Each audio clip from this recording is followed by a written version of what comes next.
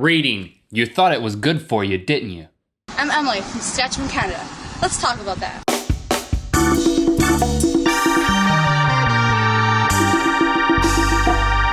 Good mythical morning. Today's episode is brought to you by the Rhett and Link Kommunity. This is the home of the mythical beast. They are creating things. They are exchanging ideas. They are chatting. Lots of amazing things happening over there, making the world a better place, Link. Join up or continue to contribute. Thank you for being your mythical best. One of the things that we want to do is we want to encourage and empower you to have a voice here on the internet and amongst this community of mythical beasts, if I may. So what we've done over the past few weeks is we've said, give us your mythical perspective. Your opinion matters. It matters. Give us your opinion about something, and that will dictate the conversation that we will have on Friday, just like today.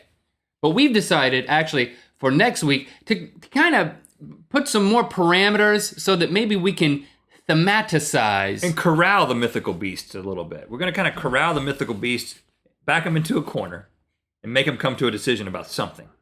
Right, so we're going to give you a prompt.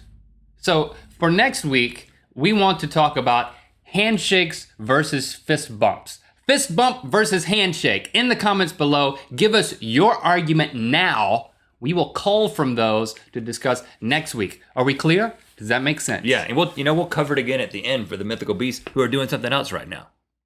But right now, we're just going to take some mythical perspectives in more of a general sense this week. Nickinator20, that's 20 on the end of Nickinator, tweeted at us, at Rhett and Link, hashtag GMM. My mythical perspective. Onions should be genetically altered to make people laugh rather than cry. Mythical onions. Okay, I like the sentiment. I feel as if it's probably impossible because the thing that makes onions, makes you cry is some sort of like chemical that's coming up and getting in your eyes and irritating your eyes. I can't imagine something that would come out of an onion that would make you laugh. Well, to me, it's not even, is it possible? Even if it were possible, I'm pretty concerned about going down that path because I think what makes an onion taste like an onion is also the thing that makes you cry. I think they're probably one and the same thing. I don't even care what it is. I don't even know what it is. Some kind of chemical. But it's a chemical, and it's what makes an onion taste the way it does. If you change that, then it's no longer, it just looks like an onion, but it doesn't taste like one. It tastes like happiness. Onions shouldn't taste like happiness. They should taste like onions. He said he wanted onions to make you laugh versus cry. They say, and I don't know if this is true, I think this might be a myth. It might be a trick you play on somebody to just get them to look like a fool. They say if you cut an onion in half and put half of it on top of your head while you're cutting onions, it won't make you cry. Is that true? But are you just messing with me right now, or cite your source? You're messing with me. No. You're making it up. You're trying to play the trick on me right now? I think it was Julia Childs that told me about this. I don't think there's an S on the end of her name. She's not, don't pluralize Julia. No. This is a different person. Oh, really? This is Julia Childs. She's a niche cook. She just cooks onions. You people try that. You people try that and let us know. I think that you're, again, even besides taste, you're taking away the beauty of the onion if you take away the crying. I mean, going through the emotional upheaval associated with tears falling while cutting something that you're preparing is part of the experience that makes it so great. Not even just in taste, but it's part of the experience. Don't strip that away. There probably are some mushrooms that will make you laugh after you consume them, though. But see, that's a drug. So I think he's actually saying, let's make onions an illegal drug. You like onions? Yeah, love them. I think it's a grand thought. It's a grand sentiment. People have been getting all over us, especially me, last couple episodes, saying I'm poo-pooing on everyone's ideas. Listen, if you got a good idea, I'll let you know. Keep them coming. Well, here's another one. Les_Rascaris. Les Rascaris. At 10:16 a.m. via the web said, this is copy and pasted from Facebook. You're doing a timestamp. It says via the web. At Rhett and Link, reading can make you become more serious and take less jokes than if you don't read. So basically what Les is saying is that the more you read, the more you're stripped of your sense of humor. Let's call LeVar Burton up and ask him if this is true. LeVar doesn't really strike me as a funny person. He's very likable. But he's very serious. He is very serious because he's read all those books. He is. And he was also in Roots. So once you're in Roots, it's kind of hard to be like... You can't have a comedy career after that. Right. But you can have a kid's book reading career. Okay. And the association with butterflies, I think that might sap your sense of humor more than actually reading. Don't spend a lot of time around butterflies if you want to be funny. I personally am very afraid of butterflies. Because butterflies are in the song, the jingle for Reading Rainbow, which we actually have covered on YouTube at some point. You could find that. Okay, so LeVar Burton isn't very funny. He reads a lot of books. There's a little bit of anecdotal evidence for this guy's theory. I think in general, Les, is his name Les? I think Les is just not a reader himself and is just trying to justify. He's like, no, Mom, I can't read because I won't be funny anymore if I read. If I read too much, studies show I won't be funny anymore. His opinion shows. I like to think that I try to be funny. I'll at least give myself that much credit. And I also don't do a lot of reading. You don't. I'm just you being don't honest.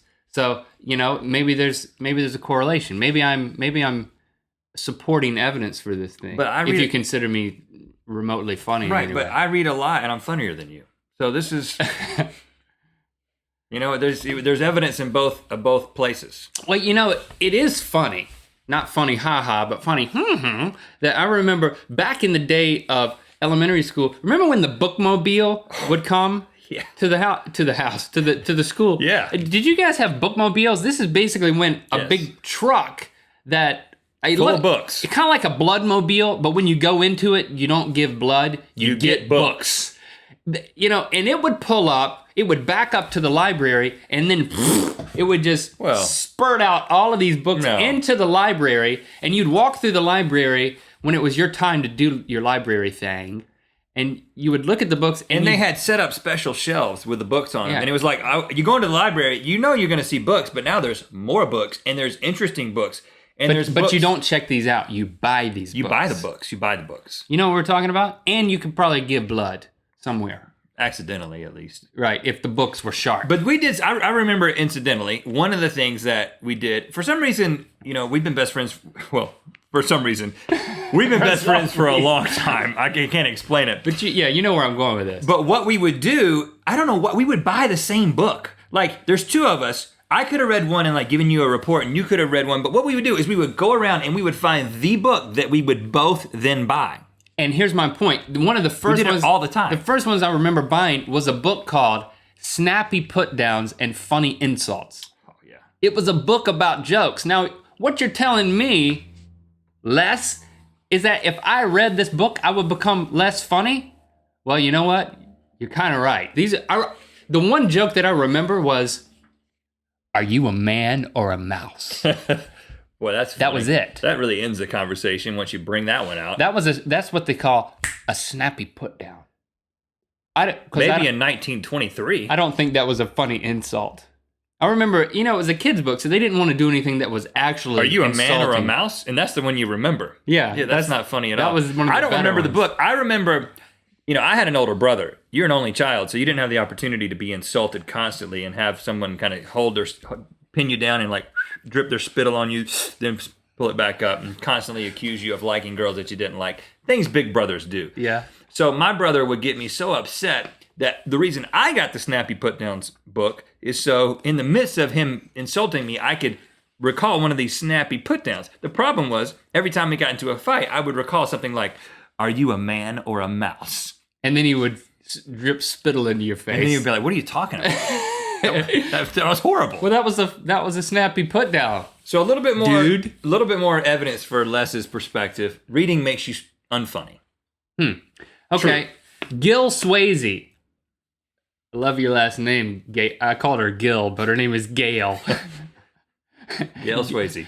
Gil says grocery stores should be organized in alphabetical order rather than by category, so you don't spend forever looking for the quote item without a category unquote. i.e., French fried onions. Well, listen, I got to admit that organizing the grocery store in a way that I could wrap my mind around is not a bad idea, because when my wife sends me out to I get sent out on trips. I want you to go out.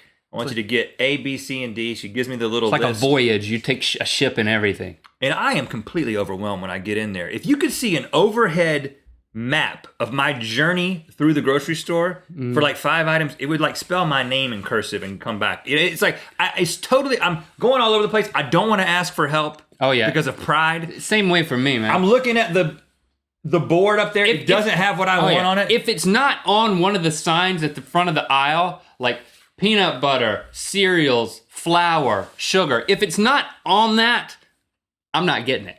I will never find it. If it's not on the placard, it's not going in my cart. You got something like tomato. I will not go down an aisle because I'm just struck with fear. Well, it's not that intimidating. Yeah, I've gotten lost in there looking for some. Oh, it's she sent me to get tomato paste. And so I'm like, okay, tomato paste. Is that a canned vegetable? Or is that in the sauces? Is it in the spices? Neither. Is it in the sauces? Is it in the vegetables? It's like in its own section. But it's not on the placard. But it doesn't say tomato paste up on the board. You have to ask the guy there. And he's like, aisle 7, I think. And he doesn't know half the time. But the problem with doing it all in alphabetical order is you would start breaking up all the food that needs to be refrigerated or frozen.